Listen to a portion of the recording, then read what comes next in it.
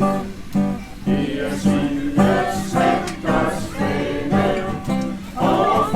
det er jo herude, man har hænderne nede i mulden rent politisk. Jeg har jo selv siddet i en kommunalbestyrelse, og der bliver jo hele tiden taget beslutninger, som er meget tæt på menneskers liv, om hvordan vores byer skal udvikle sig, hvad for nogle boliger, der skal bygges, hvad pengene skal bruges til, hvordan vi forsvarer vores velfærd. Så er der en masse begrænsninger kommunalt, fordi det er jo desværre politikerne inde på Christiansborg, der styrer rigtig meget af, hvad man kan og sætter rammerne for det. Men der er det jo vigtigt, at virkeligheden kommer op til Christiansborg.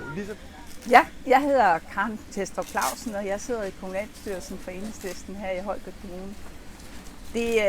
Det har været spændende 10 år, jeg har siddet indtil nu, hvor vi har lavet mange ting. Vi har været med i nogle budgetter, vi har været imod nogle budgetter, men det, som jeg synes har været det vigtigste, hvor vi har fået sat vores aftryk, det er faktisk i virkeligheden på det grønne område. Der ser vi, at vi for et halvt år siden fik 100 millioner fra Miljøstyrelsen, og ministeren var ude og overrække det til borgmesteren. Når man er en del af Enhedslisten, så er man jo aldrig nogensinde alene.